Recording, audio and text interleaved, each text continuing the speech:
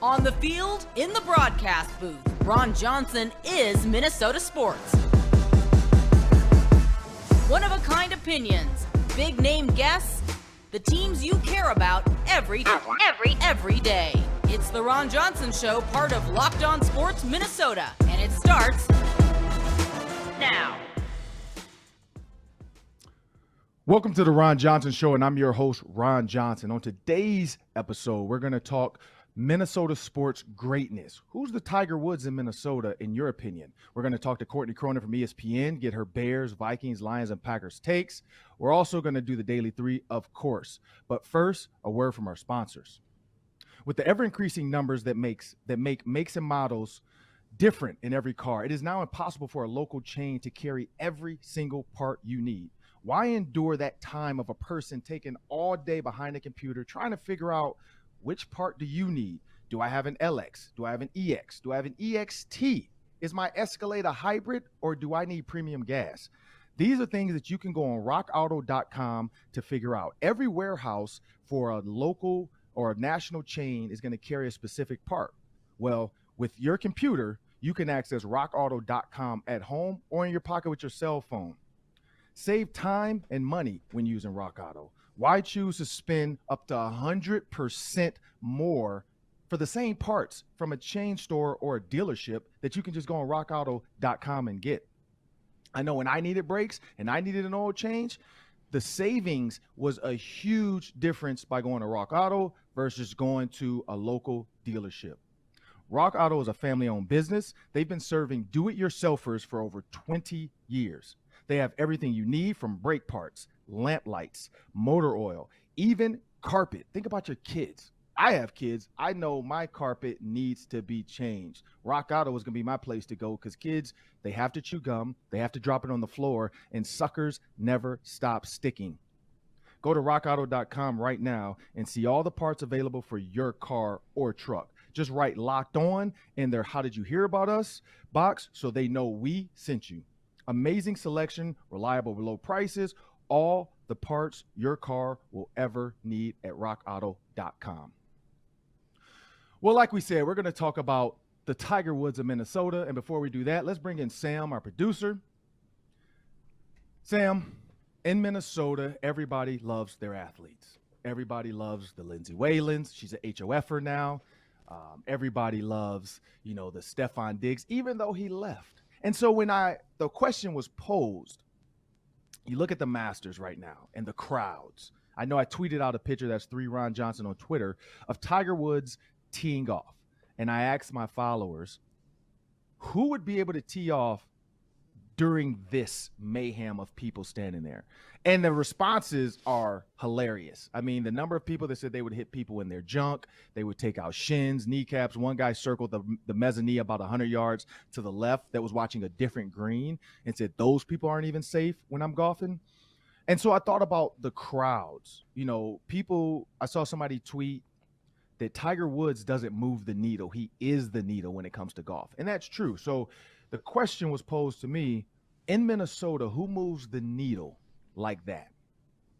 And this is my problem. Randy Moss now, yes. So I think if you were to put Randy Moss in today's social media era, he never left Minnesota. He stayed a Viking his entire career. I think Randy Moss is there. But the fact that he left, he went on with Tom Brady. He went on to the Raiders. There's a little bit of a doubt in that. Yes, people love Randy Moss. Yes, he was great to see. You look at Torrey Hunter. You look at Adrian Peterson. I think some people are always going to look at Adrian Peterson after the fact. Like, yes, Adrian Peterson was must-see TV. But if there was an athlete I would say we would throw back in Minnesota right now, and they were about to play, and who would garner the most attention, I got a dark horse for you. Maya Moore.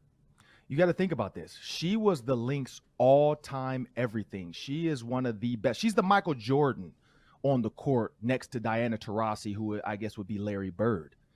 Or Sue Bird would be Larry Bird. Now, Sue Bird would be John Stockton. But when you think about Maya Moore and what she went through, the social justice, quitting to get her husband, well, at the time her friend, who she ended up falling in love with, out of jail because he was innocent. He ended up being innocent after the Innocence Project went through the evidence and found DNA that was not his. That if you look back on that, another man of color being wrongly convicted. And it's not just people of color as well. I mean, there are white people, black people. I mean, there are a lot of people that get convicted for committing a crime they did not commit. And so I think the simple fact if Maya Moore were to come back and were to say, I'm going to strap these shoes up, I'm going to put the jersey on, I'm going to lace them up, I feel like she would move the needle for the simple fact of what is going to follow her.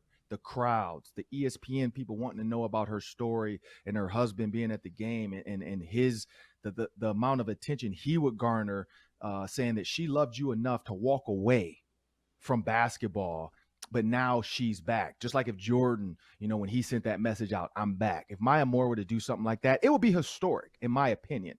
One more, I think, comeback to Minnesota would be if somehow Stefon Diggs ends up back in Minnesota. I think people would love to see that energy. I don't think it's always about greatness because Tiger Woods is great, but also it's the story of him being hurt, coming back from a car accident, and all the things he's been through. I think that's what moves the needle as well. People just want to see, because I've always heard this. Every fan is not hoping you succeed. And I think that's where the Tiger Woods is too. There are a lot of people watching Tiger hoping he crumbles and hoping that he's a shell of himself. I think there would be some people out there that if that were to be Stefon Diggs coming back, there would be some people that he was never that good, blah, blah. And we'll get into that later with the Daily 3 about Justin Jefferson versus Stefon Diggs. But that's my person. I would say Maya Moore would move the needle in Minnesota. What about you, Sam? Yeah, I like that because she's one of the greatest champions that this market has ever seen, arguably the best player in the league in her prime. The crazy thing about stars is they often start as heroes, and rarely are the endings not complicated. Think about Randy Moss. There was a trade. He came back. There was beef.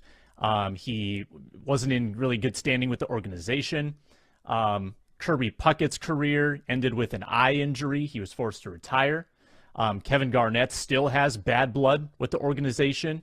And even the ending of Maya Moore's career thus far with the Lynx, her motives were good, but it was complicated, right? It's hard to be a Tim Duncan or a Kobe Bryant where you literally go out on top with the same team you started, no bad blood. That's hard to do. But the thing about Minnesota is we love the comeback story. And just like Tiger Woods, he had his transgressions. He took a break from the game due to injury, but people always stood by him and were willing to accept him back. And in Minnesota, they had open arms for KG. They had open arms for Torrey Hunter. They had open arms for Randy Moss when he circled back. So if Moore became the latest comeback story, yeah, that would move the needle. And people support the Lynx here in this town. My personal opinion as someone who grew up watching sports in the 90s and 2000s, I'm not sure anybody had more of an impact on this town than Randy Moss. I think Randy Moss made this a football town single-handedly. And I think no one created a roar more than Moss. So to me, he is the Tiger. He is the deity of Minnesota sports, at least in the modern era. But I like that Maya angle. That's pretty strong. Yeah, and so when you think about like you said, the way some of these careers ended, in my head, I mean, of course, I'm wearing an Avengers shirt, so it has nothing to do with DC. Don't think I don't know that, people. Marvel versus DC, I'm all in it.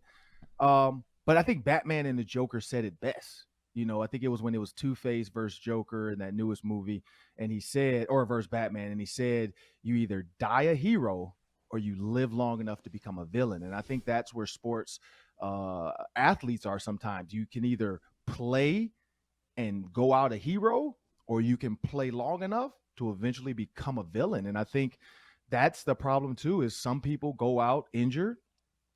They die heroes in this game, like you said, Kirby Puckett. But Randy Moss, he kind of became a villain. People weren't, even though he didn't have anything to do with this trade. Stefon Diggs, he definitely became a villain. He's played long enough now. He's going to retire Buffalo Bill, but Minnesota Vikings fans are going to tweet at him. He could tweet, great day today, sunshine shining, birds are chirping, all that. And somebody is going to say, yeah, Justin Jefferson's better than you, though. It is literally that man can't tweet anything without Vikings fans having an attitude with him. So his career here died a villain. But up next, Courtney Cronin, ESPN's do it all. She was the lead person for the Vikings. Now she's been traded to the Bears. We're going to get her takes about what Spice Adams said and then also the state of the NFC North. But first, a word from our sponsor. BetOnline.net, still your number one source for all your betting needs. Timberwolves -8.5 tonight against San Antonio at home. I like that line as they bounce back from a wake-up call against the Wizards. BetOnline.net, get all of your Masters Championship odds. That tournament is now underway. BetOnline is your continued source for all sports wagering information. They've also got esports. BetOnline. Head to the website today or use your mobile device to learn more about the trends and action. It's BetOnline, where the game starts. And as promised on the Ron Johnson Show, we have Courtney Cronin, do-it-all ESPNer. Vikings fans, that's where you know her from. She covered the Vikings. She broke tons of stories. She was BFFs with the kicker. No, she wasn't. But she had a lot of takes that for some reason the fans could never get over. Courtney Cronin, thanks for joining the show. Thanks for having me. Courtney, I'm gonna jump right into this, Courtney. So I heard you on K-Fan talk about the quarterback situation in Minnesota, and Vikings fans for some reason were not happy with that. Spice Adams says that he thinks Kirk Cousins is a top 10 quarterback. What are your thoughts now on them extending Kirk again? Because I know you had some things to say about that.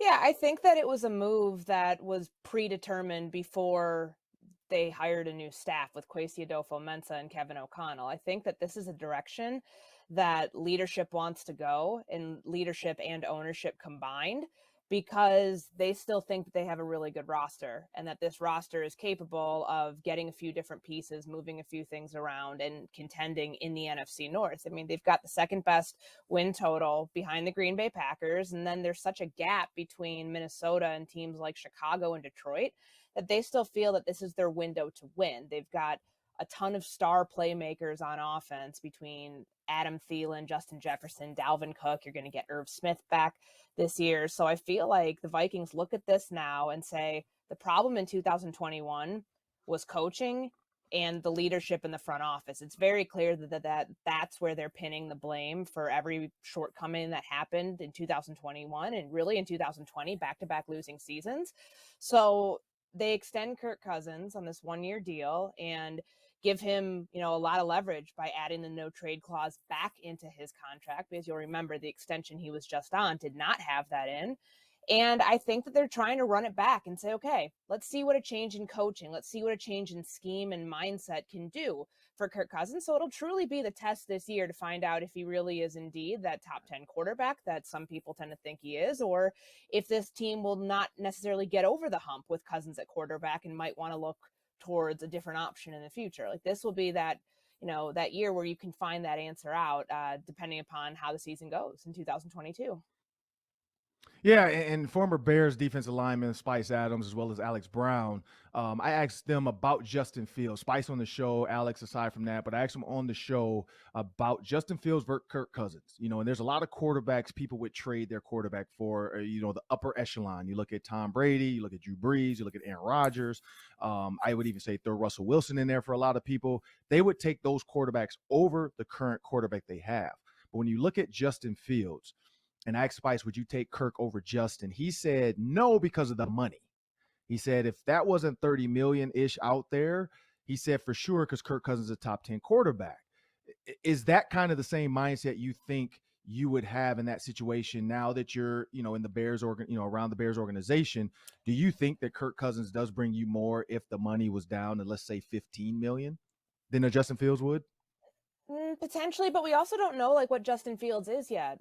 This year is his rookie season, and I think that you can give that, chalk that up for Trevor Lawrence as well, because we're giving Jacksonville a mulligan. So I feel like, given the situation in Chicago as well, where you have an entire staff that was just fired and a new staff brought in, this is the year where you get to start answering some of those questions about Justin Fields and is he going to be your franchise guy? But you're not going to know that after the 2022 season. It's going to take 2 years to figure that out, which when we talk financials, Ron, having a rookie quarterback or quarterback on his rookie deal, that benefits you because you can build around him still. And this is a talent deficient team. Like, that's just is what it is. Like, there's no offensive line. There's very few receivers that, are proven talents for Justin Fields to throw to. I mean, like, defensively, they're retooling as well. So you can look at it through that lens. I don't think they're parallel situations whatsoever between Chicago and Minnesota. I mean, it is interesting because there's brand new staffs in both places, both in the coaching staff and the front office. So we'll see whose plan works out better in terms of Chicago ripping it down to the studs. That's what they're doing. They have 57 players under contract right now. Like, they have a lot of work to do, and it's not going to take 1 year. It's probably going to take 2 to 3 years to get to the point where you're even competitive. But the Vikings are trying to run it back and say, okay, our plan is to not rip it down to the studs. It's to try to insulate the quarterback and, add a couple pieces here and there, bolster the pass rush. I really did like the Zadarius Smith signing, but we'll see if it all pans out. And if you have a quarterback that costs as much as Kirk Cousins, will that, we know that they were still able to make some signings in free agency, and that's obviously like a good thing for this front office to pull off those moves. But if at the end you're still an 8-9 team, and you can, whether you want to, whether you're going to look at this and say, okay, the blame this year can go on the quarterback or it goes elsewhere, like, you're still an 8-9 team. Like, that's the thing that I don't understand. When people get upset about that, and the Kirk Cousins, very polarizing conversation that happens around the quarterback. If you're not winning games, and if you're not like at a point where you're making the playoffs and making a deep push in the playoffs, then you have to look at how you're allocating resources and figuring out, okay, does the road end here? Because he's only going to get more and more expensive. Like, that's the thing. Like, he's a good quarterback. No one has ever said he's not. But the price tag and what that reflects in terms of wins and how far you get in the postseason, sometimes those things don't line up. So, yeah, like, in theory, would you like to hit on a rookie quarterback in the draft and carry that guy through, sign him to an extension after you pick up, maybe let's say he's a first rounder, you pick up his 5th-year option, the whole thing? Yeah, that's the dream, but like, that's just not realistic for a lot of franchises. Like, the hit rate on these players is not like 100%. It's not even 50% most times. So I think you're rolling the dice there. And, Chicago, I think it's fair to say he's probably the most important draft pick in franchise history because they have not ever been able to get the quarterback position right. And like, that's not an exaggeration. Like, their last franchise quarterback was Sid Luckman. Like, they have not had stability. They've always been constantly turning this thing over for 50 years. Like, Vikings fans are lucky because they know that they have not dealt with those same sort of circumstances, and it's just different. So everything now needs to be geared to the quarterback in Chicago so they can finally get out of this. Yeah, I mean, and the word lucky for Vikings fans, I think I'm gonna toe the line because, I mean, the like you said, the Bears looking at the Vikings like, man, look at your quarterback situation, but the Vikings looking at the Packers like they've only had Aaron Rodgers and Brett Favre as long as I can remember. And so when you think about the NFC North and you think about where it kind of plays out now, you have 3 teams potentially, 2 for sure, most likely the Bears as well will stay in it, a 3-4 defense. And so now you look at the Ravens, Steelers, and that 3-4 defense and kind of how team has the NFC North. Are they starting to, maybe get into that AFC North where it's going to kind of start to be more of a cannibalizing each other versus a, dominant team, second team, and the other 2 lowers? Because when you look at the AFC North, the Ravens, the Steelers, the Browns even now, and then, of course, the Bengals. I mean, any of those 4, well, at least the Steelers, we'll see what happens with them. But in the past, any of those 4, the past like 2 years, I'd say could be in the playoffs. Do you think with the Lions, Campbell getting another year now, do you think the NFC North has a chance to become that where, any of the 4 have a chance to be in the playoffs? No, absolutely not. I think that the Lions and the Bears are so far away from, like, this is such a top-heavy division. It's Green Bay, Yeah. and then, like, it's Minnesota, and then there's, like, a humongous drop-off between the Bears and the Lions. Like, if you're looking at it based on win totals that came out last week, Green Bay's at 11.5. They're, like, top of the NFC with the Buccaneers. The NFC itself is very top-heavy. It's, like, 4 teams and then another big drop-off. So I think that it's structured the way that you'd expect it to be when you still have Aaron Rodgers in this division. And yeah, I understand that Devontae Adams doesn't play here anymore. I don't think that's as much of a franchise altering or, a division altering move. Could be a franchise altering move. But like, look what happened when the Vikings traded Stephon Diggs. They went out and they got Justin Jefferson. And you know what? The passing game that season was fine. So I think that there's ways you have to address it. You can't be stagnant and complacent and say, okay, well, you're not going to replace Devontae Adams with a high round draft pick or somebody who's just as talented and rely on Alan Lazard and Randall Cobb if he's still going to play this season. But anyways, like, I just look at this and I see two teams, one team that's the clear cut head and shoulders above everyone else. That's Green Bay. And then Minnesota trying to say, hey, we still see a window for ourselves here to establish dominance in this division, because them establishing dominance though over like the Bears and the Lions, like, congratulations. That's not a huge accomplishment. The Lions are still like on the ground floor trying to build this thing. And I think that Dan Campbell will eventually be successful there. I mean, you see guys want to play for him, and you see that this team is starting the rebuilding process because they now have high draft capital. And with that number 2 pick, if they go take a quarterback, I think that would be the wisest thing that they could do. If they get Aiden Hutchinson, still also a very good pick, and they can address the quarterback 32nd overall. But if you want Malik Willis, go get him at 2, because he's not going to be there at 32.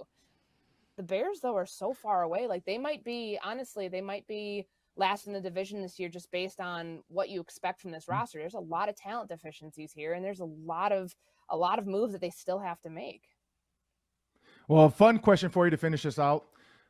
You were one of the most polarizing Twitter accounts in Minnesota your time here. I don't know why you people loved you, and then there were dudes that absolutely hated you, and they would make the most misogynist tweets I've ever seen in my life. I had to defend you, and I don't need to defend you. You can defend yourself, but sometimes I would even jump in because it gets ridiculous how I see people make these comments. And so when you look at Bears Twitter, now you've only been there for a month, is Bears Twitter as volatile as Vikings Twitter? It's different. These fans are so deprived of winning seasons. And yeah, I know that they made the playoffs in the 2018 season and 2020. This team has gone nowhere. So I think that the pitchforks have already come out because Bears fans have seen other teams around the NFL make a lot of moves during free agency, and they see Ryan Poles in the front office staying put. And people are aggressive, and I think that I can understand it, but this is a big market. Like, that's what people have to realize, like the difference when you go around the NFC North. Like, Chicago's the biggest city in the NFC North, and it's like the number 3 or 4 media market in the country.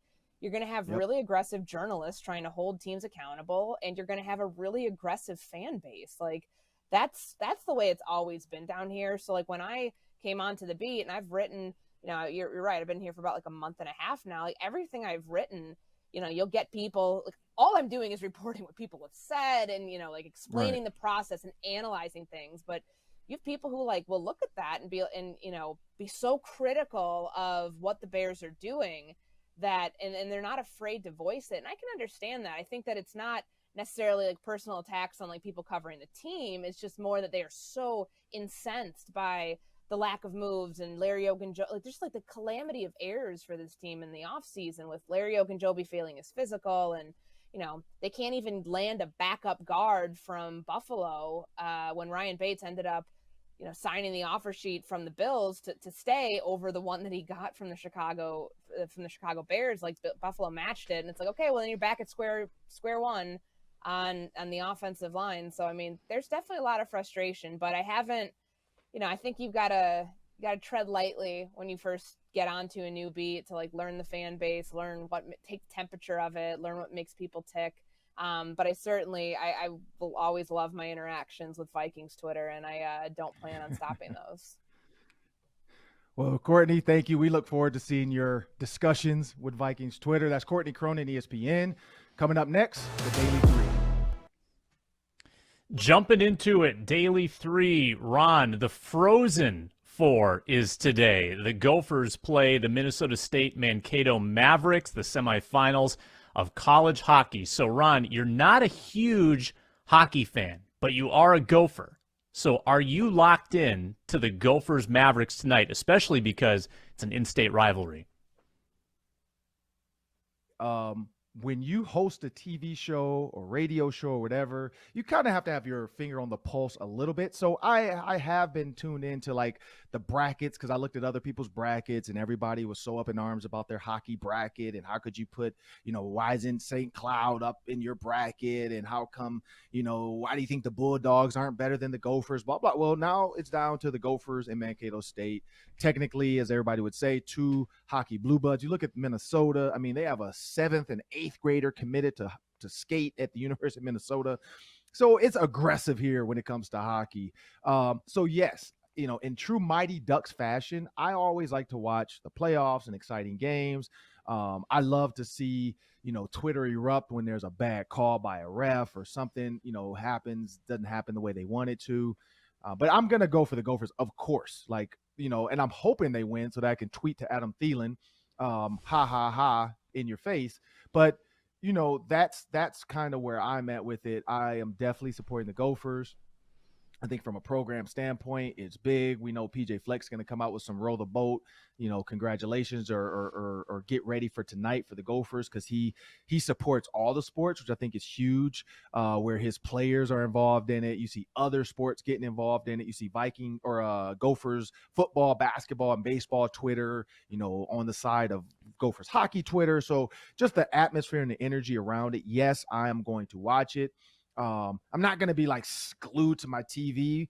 I do have kids and I have things to do, but I am going to watch it. It's going to be on in the living room, probably most likely, because that's kind of the one spot I constantly walk through. But other than that, it's playoffs. It's Final Four now that basketball is done. It's time for hockey. And of course, anytime I can cheer for the Gophers, I'm going to do it. And this is one. So, of course, the Mavericks last year were the team that eliminated the Gophers. And if I recall, it wasn't close. My side job, Ron, I announced St. Thomas hockey. St. Thomas played Mankato 6 times this year. So I saw the Mavericks in person 6 times.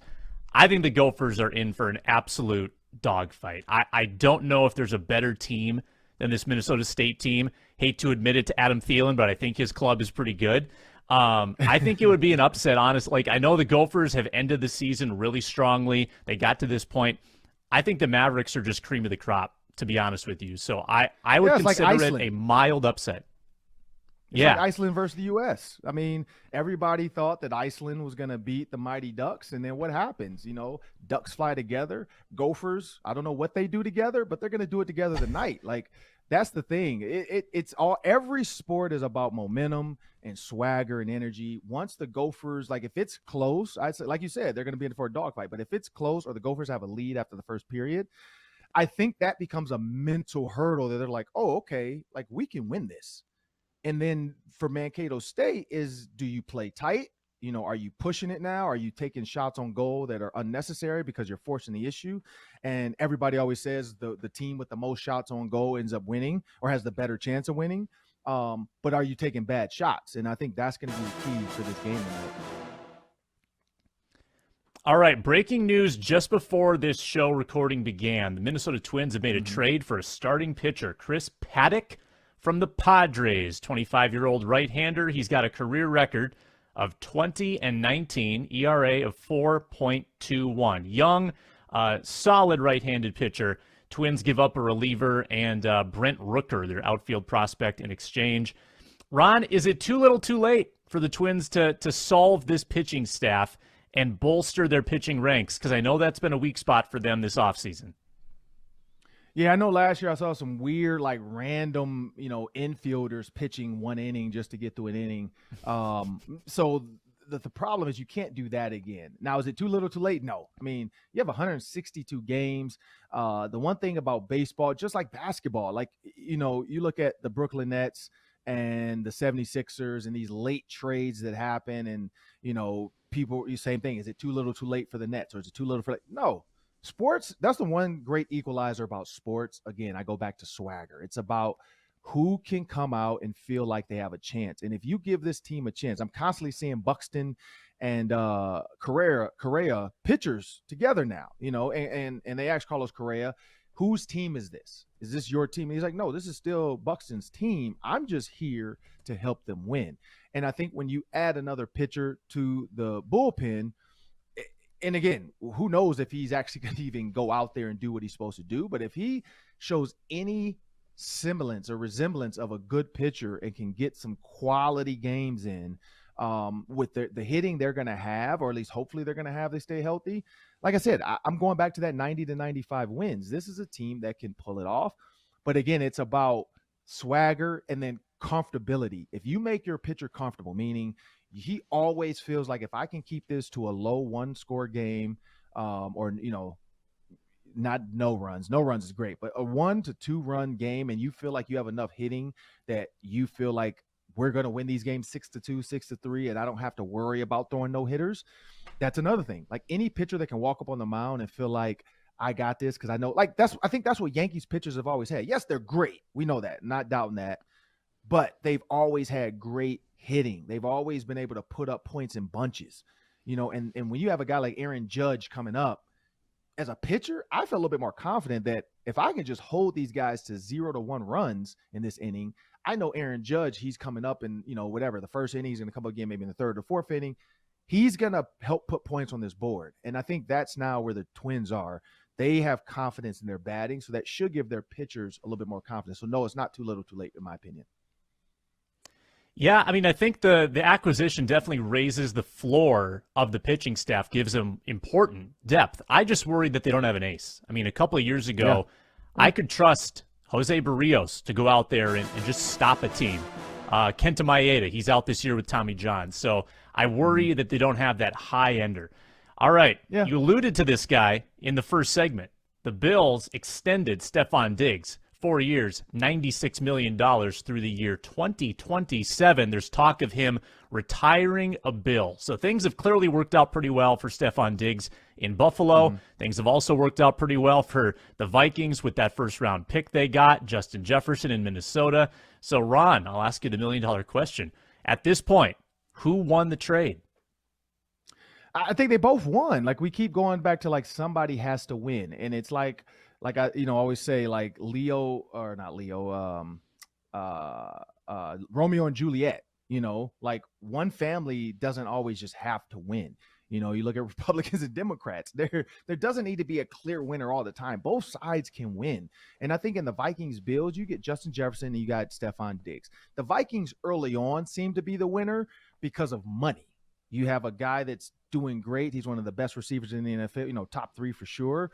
And you're not paying him a ton, but then you're going to have to pay him eventually. Whereas the Bills, the Vikings had Stephon Diggs and they were winning games. The Bills get Stephon Diggs and they start winning games. The Vikings start losing games. I say they weren't always losing before when Stephon was here, but that's the difference is like I don't know if it's just Stephon Diggs or just the mentality or what, but the Bills are finding ways to win games. It could be Josh Allen versus Kirk Cousins. I don't know what it is, but I would say they both won. You said there's rumors. There is no rumor. Stephon Diggs tweeted himself. He wants to retire a Bill. He's so excited. But the funny thing is the tweets up until this point, he was tweeting business is business. Take care of yourself. I saw KJ Osborne tweet something about like at the end of the day, remember it's all about business. Stephon Diggs retweeted it or quote tweeted it and said, yeah, never forget that. So you knew something was going on within the Bills organization because as a Vikings insider, we saw these tweets before when the Vikings and Stephon Diggs were talking contract. And then when the Vikings and Stephon Diggs were talking trades, that's where Stephon Diggs goes. He loves to tweet his emotions. That's what happens when you're young. It's nothing wrong with it. Showing emotion, being emotional in situations and talking yourself through it. That's his therapy. Twitter's his therapy. He gets it out there. Sometimes he's just talking about burritos and washing feet and all that stuff. And then sometimes he's serious. So that's the one thing about his Twitter is you can't take every tweet as football related because the guy tweets about everything. In that aspect, Justin Jefferson never tweets. So in the Twitter, angst, I guess I'll call it, the Vikings won because Justin Jefferson is not tweeting and confusing Vikings fans. So we won the Twitter receiver war. But as far as receiver to receiver, pick to pick, I think it's a tie. Money, I think the Vikings won that as well. So 2-1, if I have to pick, I'd say go to the Vikings for Twitter and money. Other than that, production, you got about the same guy in Stephon Diggs and Justin Jefferson. And now with Kevin O'Connell, who's going to treat Justin Jefferson like Cooper Kupp, we'll see. It could get scarier and scarier as it goes on. Yeah, there's almost nothing wrong with Justin Jefferson right now. He's kind of the perfect player. He's cheap. He says all the right things, does all the right things. He's unbelievable. Last one, bonus question. Tiger Woods, I think, is teeing off as we speak. So as the Masters begins, Ron, give me a quick champion. Who is going to win the golf tournament? Well, I mean, I'm going to pick one of the favorites. So I got to go with Justin Thomas or Brooks Koepka. I like Brooks Koepka for the simple fact of how he and DeChambeau don't like each other. Like, that to me is TV. Like, I would love more interaction with those two. If somehow at some tournament one day they put those two together again, because I don't know if it's because he swings too hard or every swing too hard. There's a conversation about his swing too hard, but Koepka does not like DeChambeau. But I will say I'm going to go Justin Thomas or Brooks Koepka, just because they've been kind of at the top. They're the odds-on favorites. A lot of people are putting their money on them. I think it's 12-1 odds right now on Justin Thomas.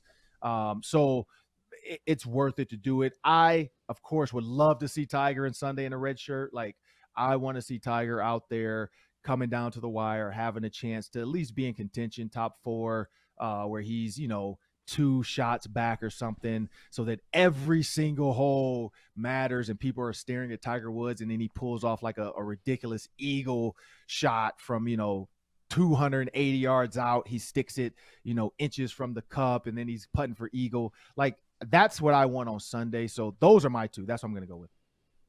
All right, I'm going to take a sleeper, Will Zalatoris. He was second last year. I think he gets the job done this year. And I'm going to have to go figure out how to download ESPN Plus so I can watch Tiger for the rest of the day.